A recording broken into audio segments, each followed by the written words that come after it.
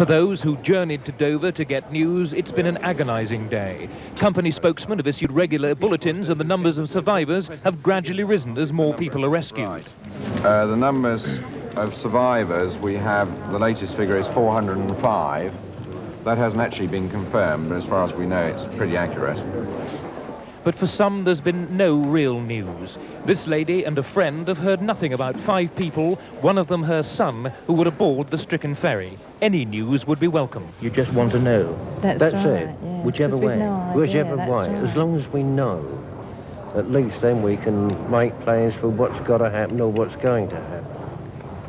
And it is the frustration of not knowing, which is, I think, wearing everybody down a little bit.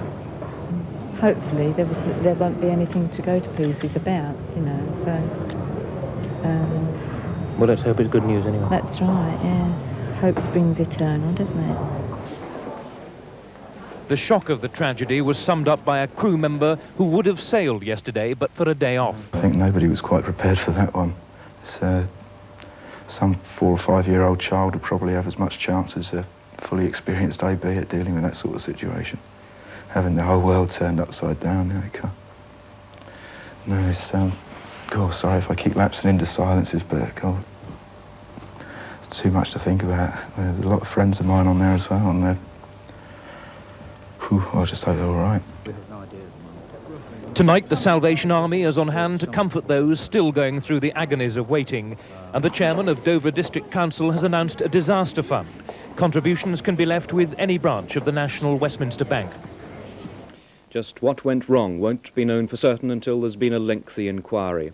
And there are conflicting accounts from passengers, crew and harbour officials as to whether there was a collision before the ferry turned over. Chris Wayne looks at the evidence.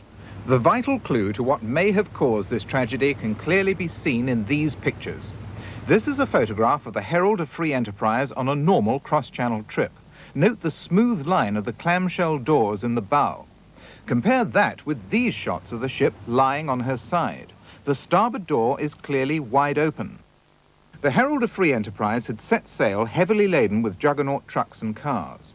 Because of the high tide, she was ballasted slightly nose down, which would have put her more at risk if the bow doors were faulty or damaged.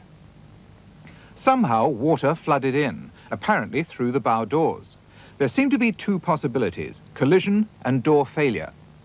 Was there a collision as she sailed out from Zebrugge, possibly with submerged debris?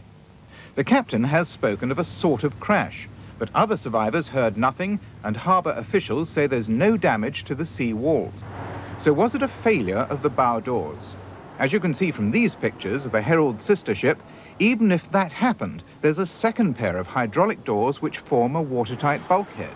According to the shipping line, failure ought to be virtually impossible. It sounds a most unusual sort of thing to happen. I mean, it's difficult to conceive how it could happen because, I mean, the doors on these ships are held by massive hydraulic rams and, you know, they're really massive engineering construction and they don't just sort of pop open. Car ferries are really little more than huge barges.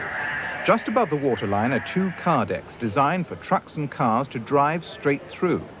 If water gets into the car deck, it will flood the entire length of the ship, and the natural roll will push it to one side. The weight steadily increases as more water rushes in. Once that happens, vehicles start to break loose, increasing the list, and eventually the ship will turn turtle. The lives of the survivors were largely saved by the shallow water, because the ship stopped rolling when she hit a sandbank.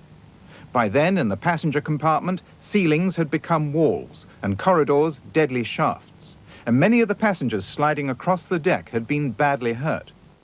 Christopher Wayne reporting. Inquiries from relatives and friends of people aboard the ferry are still being handled by Kent Police. The number is Maidstone, for which the code is 0622, and the number 54321.